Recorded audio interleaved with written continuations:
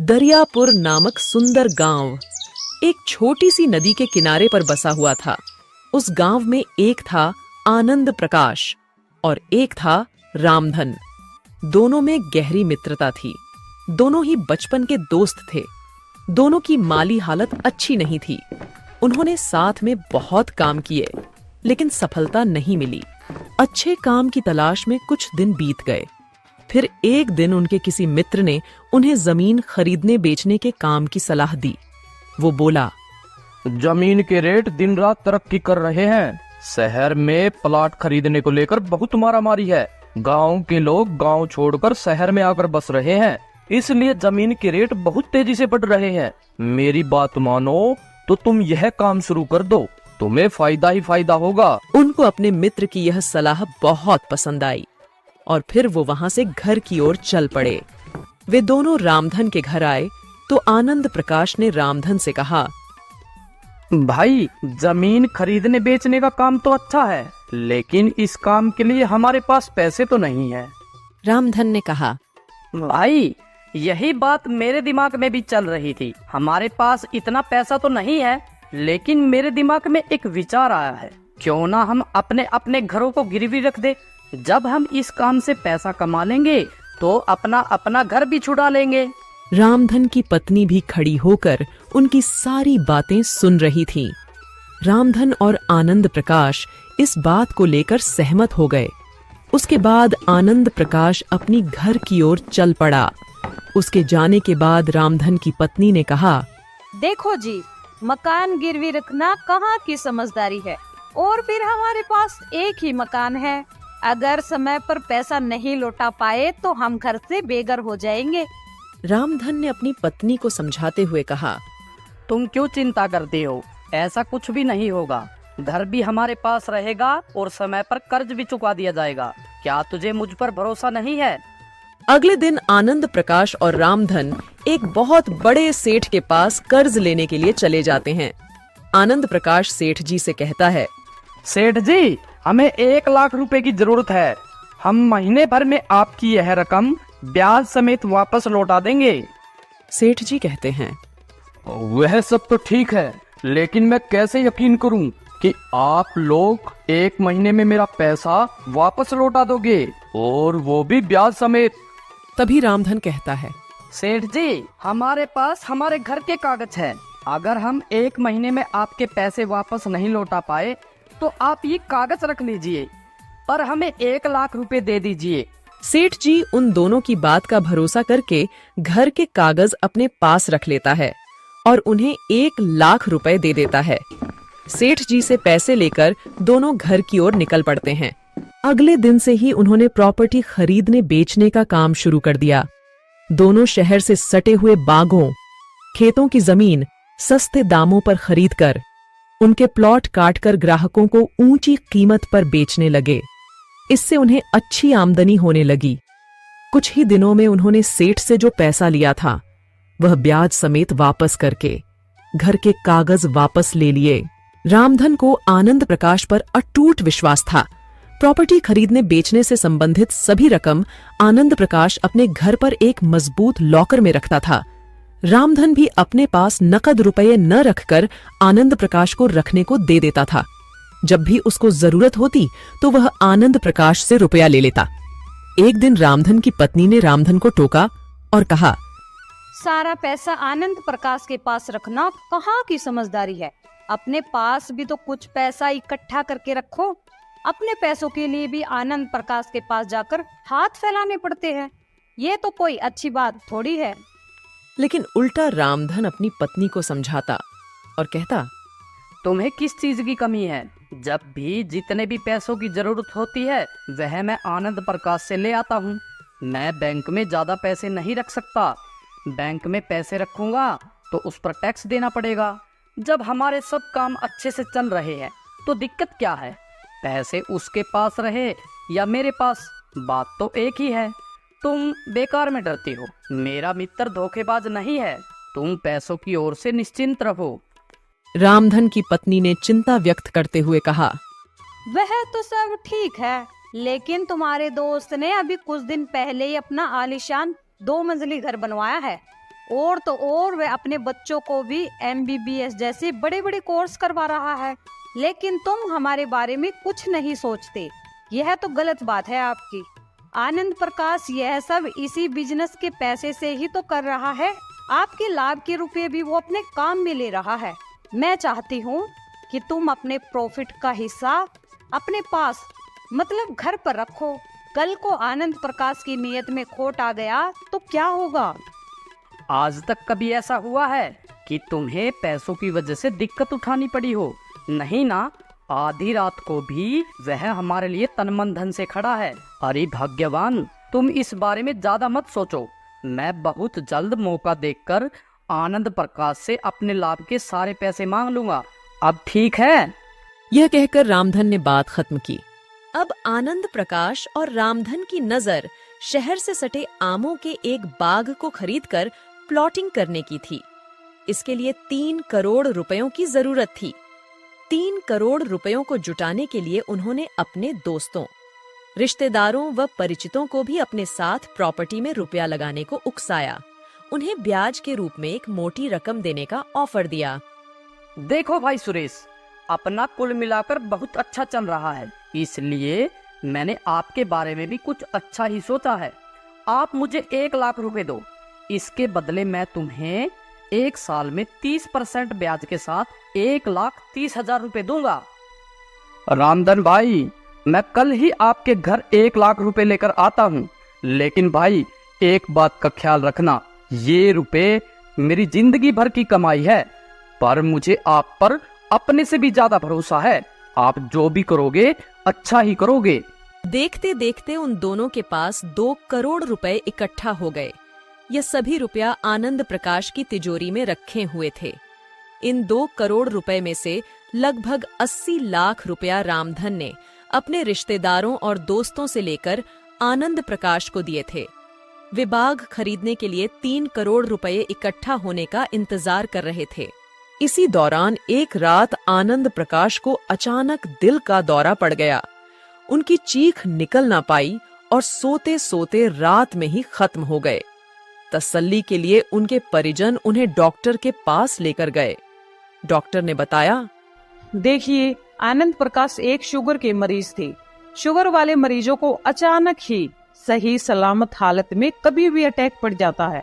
इस अटैक के लक्षण नजर नहीं आते। जब तक व्यक्ति कुछ समझ पाता है, प्राण पखेरु हो जाते हैं। आनंद प्रकाश के साथ भी यही हुआ। इसलिए शुगर के मरीजों का शुगर कंट्रोल रखना बहुत जरूरी है। आनंद प्रकाश के बेटे सूरज ने फोन करके रामधन को आनंद प्रकाश की मौत की खबर दी। हेलो अंकल जी, मैं सूरज बोल रहा हूँ। हाँ सूरज, बोलो बेटा, कैसे हो? अंकल जी, वो पिताजी अब इस दुनिया में नहीं रहे। क्या? कब? ये कैसे हुआ बेटा? अंकल जी, पिताजी रात को सोए थे, लेकिन सुबह उनकी आंख नहीं खुली। हम सब उन्हें डॉक्टर के पास भी लेकर गए, लेकिन डॉक्टर ने बताया कि उनकी मौत दिल का दौरा पड़ने से हुई है। यह सुनकर रामधन के पैरों के नीचे से जमीन निकल गई। उन्हें तुरंत उन रुपयों का ध्यान आया जो उन्होंने अपने दोस्तों, रिश्तेदारों से निवेश के लिए उधार लिए थे, तथा वे रुपए आनंद प्रकाश के पास उनकी तिजोरी में रखवा दिए थे। वे सोचने लगे, अगर आनंद प्रकाश के बच्चे बेईमान हो गए, उन्होंने वो पैसे ना दिए तो क्या होगा?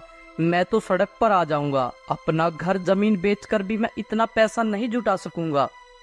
जब आनंद प्रकाश का अंतिम संस्कार हो गया, तब उन्होंने आनंद प्रकाश के बेटे सूरज से पैसों के बारे में बात की। बेटा, तुम्हारे पिताजी ने और मैंने लोगों से ब्याज पर लेकर पैसे इकट्ठे किए थे और वो हमने तुम्हारे घर पर एक तिजोरी में रखवा दिए थे। सूरज ने उन्हें आश्वासन देते हुए कहा, अंकल जी, मुझे इस बारे में पता है। पिताजी ने मुझे इस बारे में बताया था कि आप दोनों एक बाग खरीदकर उसकी प्लॉटिंग करके बेचना चाहते हो। मैं घर जाकर उनकी तिजोरी चेक करता हूँ और फिर आपको बुलाकर वे रुपए दे दूंगा। आप परेशान ना होइए। ये सुनकर रामधन की जान में जान आ गई। 2 दिन बाद सूरज ने फोन करके रामधन को बताया, अंकल जी, मैंने पिताजी की तिजोरी खोलकर देखी थी, लेकिन उसमें पैसे नहीं मिले। पता नहीं पिताजी ने वो पैसे कहाँ रख दिए, किसको दे दिए। मैं नहीं जानता कि आखिर पैसे किधर गए। यह राज तो उनके साथ ही चला गया। जैसे ही पैसों के बारे में मुझे कोई जानकारी मिलेगी, मैं आपको फोन करके बता दूंगा। रामधन समझ गए कि सूरज की नीयत में खोट आ गया है, इसलिए वह रुपए ना लौटाने के लिए बहाने बना रहा है। उन्हें रह रहकर अपनी पत्नी की नसीहत याद आ रही थी। वे सोच रहे थे, काश मैंने अपनी पत्नी की बातों पर अमल करके अपने प्रॉफिट के पैसों को अपने पास रखा होता तो कितना अच्छा होता। उनका आज तक का सारा प्रॉफिट, जो लगभग 70 लाख रुपए था, वह तो डूब ही गया था। साथ ही साथ अपने रिश्तेदारों और दोस्तों से निवेश के लिए लगभग 80 लाख की जो रकम उन्होंने ली थी, वह भी डूब गई। अपना नुकसान तो वे सह लेते, लेकिन अब वो अपने रिश्तेदारों से कैसे नजर मिला पाएगा? इस बात ने उन्हें अंदर तक झकझोर दिया। वे बुरी तरह टूट गए। उन्होंने घर से बाहर निकलना बंद कर दिया, खुद को घर में कैद रखने लगे। उसकी पत्नी ने उन्हें खूब समझाने की कोशिश की। देखो जी, आप अपना ख्याल रखो, जो हो गया सो हो गया। अब आप अपने शरीर का क्यों नाश कर रही हो? चिंता करने से कुछ नहीं होगा। लेकिन न चाहते हुए भी उनका ध्यान बार बार आनंद प्रकाश और निवेश हेतु लिए गए उधार के रुपयों पर रह जाता। उनका खाना पीना सब बंद हो गया। आनंद प्रकाश की मौत के 2 महीने बाद एक दिन ज्यादा सोचने की वजह से रामधन को भी अटैक पड़ गया और उनकी मौत हो गई। स्कूल की घंटी बजते ही सभी बच्चों की छुट्टी हो जाती है। तभी एक बच्चा स्कूल के बाहर खड़े आइसक्रीम वाले से आइसक्रीम लेकर खाने लगता है। गरीब बच्चा सोनू ललचाई आंखों से आइसक्रीम की तरफ देख रहा था। तभी वह लड़का कहता है, अरे भूखे नंगे, तू मेरी आइसक्रीम को ऐसे घूर घूर कर क्या देख रहा है? चल भाग, भिखारी कहीं का। ऐसे कहते हुए वो लड़का सोनू को धक्का दे देता है।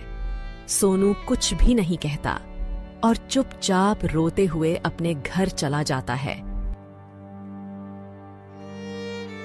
वो अपनी माँ मीना से कहता है, माँ, हम इतने गरीब क्यों हैं? आपको पता है, मेरे सभी दोस्तों के घर में एयर कंडीशनर, फ्रिज और एसी है। एक हम ही फटीचर हैं, क्योंकि हमारे घर में कुछ भी नहीं है, एक फ्रिज तक नहीं। सोनू की बात सुनकर मीना उसे समझाती है, सोनू बेटा, तेरे गरीब बाबू के पास इतने पैसे नहीं है जो कि वह फ्रिज खरीद सके। माँ, जब आपसे आपके बच्चों की फरमाइशें पूरी नहीं होती तो आपने हमें पैदा ही क्यों किया? ऐसी गर्मी और गरीबी से जीने से अच्छा तो हम इस दुनिया में आते ही नहीं। ना हमारे पास अच्छा घर है, इसी टूटी फूटी झोपड़ी में रहना पड़ता है, फटे पुराने कपड़े पहनने पड़ते हैं और सूखा रूखा खाना पड़ता है। सारी जिंदगी हम इसी गरीबी और गर्मी में सड़ते रहेंगे। ऐसा कहते हुए सोनू अंदर चला जाता है। कुछ दिन बीत जाते हैं। एक दिन सोनू की माँ ने सोनू को 2 रुपए देते हुए कहा, बेटा, आज गर्मी बहुत है, हम बर्फ का ठंडा पानी पिएंगे। सोनू ने कहा, माँ, मुझे शर्म आती है 2 रुपए की बर्फ लाने में। दुकानदार हमेशा चिक चिक करता है, कहता है 5 रुपए की बर्फ है, फिर भी मुझे दे देता है, यह कहकर कि अगली बार 5 रुपए ले आना। मोहल्ले के सभी घरों में फ्रिज आ चुके हैं, सब फ्रिज का ठंडा पानी पीते हैं। अपने घर में कब फ्रिज आएगा माँ? तब सोनू की माँ ने कहा, बेटा, तेरे बाबू जितना कमाते हैं सब घर खर्च हो जाता है, हम फ्रिज नहीं खरीद सकते। सोनू 2 रुपए लेकर बर्फ लेने चल पड़ा। इस बार दुकानदार अपनी बात पर अड़ गया। तू फिर आ गया 2 रुपए लेकर? इस बार तुझे बर्फ नहीं मिलेगी, जा कोई दूसरी दुकान ढूंढ ले। पता नहीं कहां से आ जाते हैं भीखमंगे। सोनू ने सारी मार्केट छान मारी, मगर 2 रुपए की बर्फ कहीं नहीं मिली। अंत में उसे खाली हाथ वापस घर लौटना पड़ा। मीना सोनू को खाली हाथ देखकर कहती है, क्या हुआ बेटा, बर्फ नहीं मिली? सोनू कहता है, माँ, मैंने आपसे पहले ही कहा था 2 रुपए की बर्फ कोई नहीं देता। सोनू बेटा, तू चिंता मत कर, मैं तेरी पड़ोस वाली आंटी से पूछ कर आती हूँ, फिर हम सब मिलकर बर्फ का ठंडा पानी पियेंगे। सोनू भी अपनी माँ के पीछे पीछे चला जाता है। अरे कमल बहन, थोड़ी सी बर्फ मिल जाएगी, आज गर्मी बहुत है और बच्चे ठंडा पानी पीने की जिद कर रहे हैं। अरे तेरा तो हर रोज का काम है बर्फ मांगने का। हमारे फ्रीज का बिजली का बिल भी आता है, तुम्हारे घर फ्रीज नहीं है तो हम क्या करें? सोनू अपनी माँ के पीछे खड़े होकर सारी बातें सुन रहा था। अगले दिन सोनू की माँ और बहन घर के बाहर बैठे हुए थे। तभी गली में ऑटो रिक्शा पर लदा एक फ्रिज आता है तो सोनू की बहन कहती है, लो, एक और पड़ोसी का फ्रीज आ गया।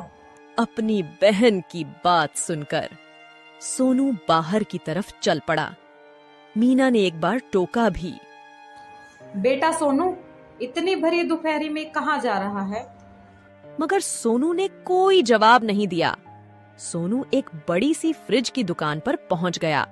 वहां बहुत सारे छोटे बड़े फ्रिज रखे हुए थे। उन फ्रिजों को देखकर सोनू का मन बड़ा खुश हो गया। काफी देर तक उन फ्रिजों को देखता रहा।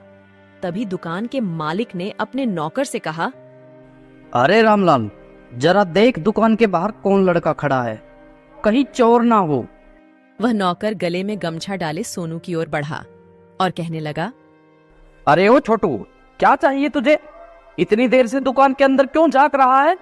नौकर की बात सुनकर पहले तो सोनू डर गया कि इन्हें क्या जवाब दूं। फिर सोनू बोला, जी हमारे घर फ्रीज नहीं है, मुझे एक नया फ्रीज खरीदना था। सोनू की बात सुनकर नौकर उसे दुकान के अंदर ले गया और दुकानदार से मिलवा दिया। दुकानदार ने सोनू को नीचे से ऊपर तक देखा, फिर बोला, हाँ बोल छोकरे, तुझे क्या चाहिए? हम फ्रीज बेचते हैं। सोनू ने कहा, अंकल मेरे पास पैसे नहीं हैं, मगर मुझे एक फ्रीज खरीदना था। दुकानदार ने एक फ्रिज की तरफ इशारा करते हुए कहा, यह लाल रंग का फ्रिज, इसकी कीमत 3,500 रुपए है। तुम्हारी जेब में कितने पैसे हैं? दुकानदार की बात सुनकर सोनू ने कहा, अभी तो इतने पैसे नहीं हैं, लेकिन मैं इंतजाम कर लूंगा। क्या आप मुझे नौकरी पर रख सकते हो? दुकानदार कहने लगा, हम बच्चों को काम पर नहीं रखते, बड़े बड़े फ्रीज रिक्शा में लादने होते हैं। तुमसे फ्रीज तो हिलेगा भी नहीं, घर घर फ्रीज पहुंचाने भी पड़ते हैं। सोनू ने कहा, जी मैं सब काम कर लूंगा, आपको शिकायत का मौका नहीं दूंगा।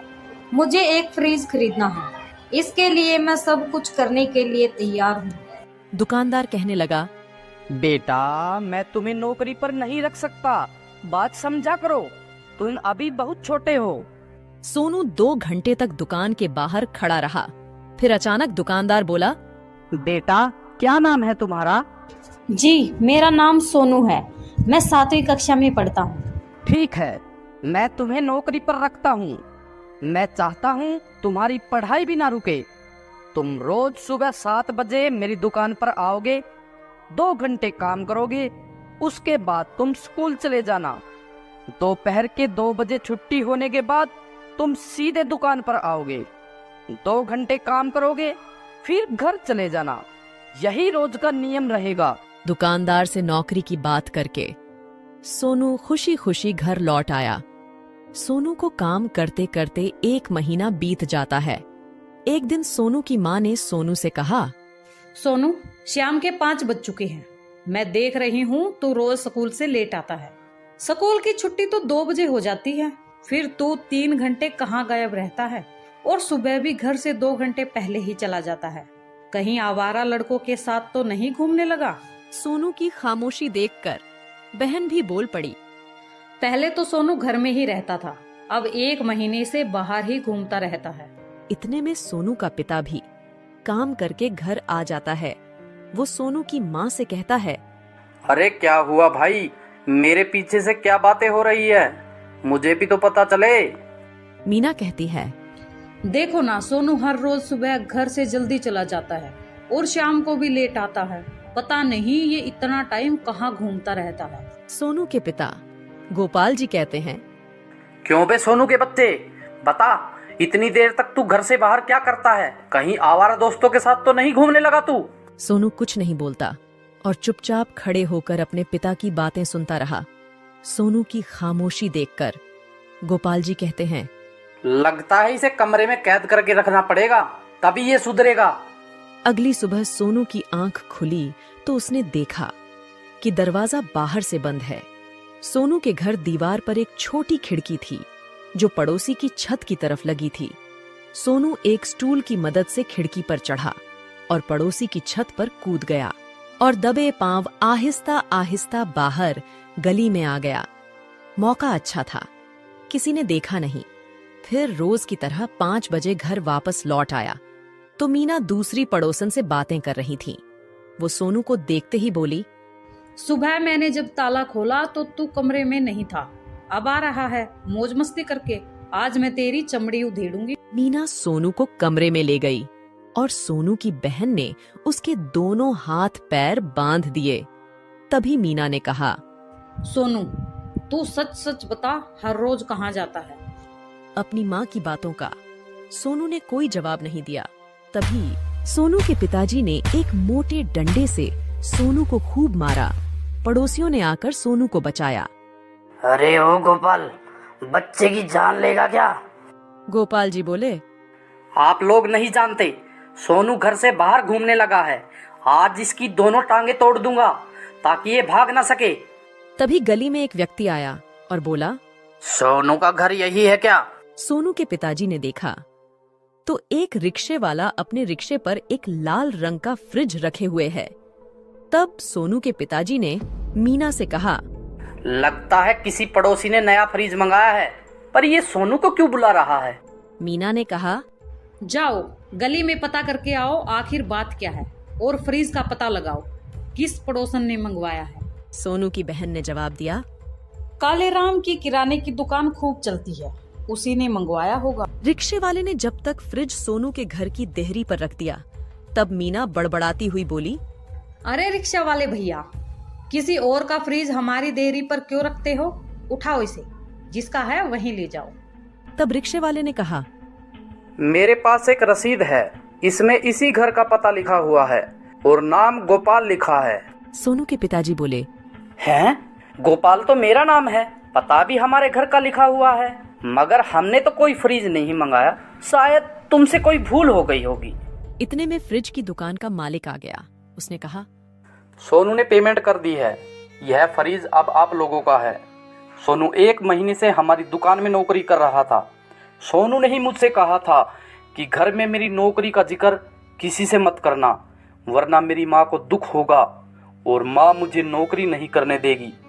सोनू ने यह भी कहा था, जब फ्रिज के रुपए इकट्ठे हो जाए तब फ्रिज की रसीद मेरे पिताजी के नाम पर काटना। घर में पिता के होते हुए मैं रसीद में अपना नाम कैसे लिखवा सकता हूँ? मैं भी मोहल्ले वालों को बताना चाहता हूँ कि हमारे पिताजी ने हमारे लिए नया फ्रिज खरीदा है। गली में भीड़ इकट्ठी हो चुकी थी। सोनू ने कहा, पिताजी, मैं आज के बाद बिना बताए कोई काम नहीं करूँगा। सोनू की बात सुनकर उसके पिताजी और उसकी माँ के आंसू थम नहीं रहे थे।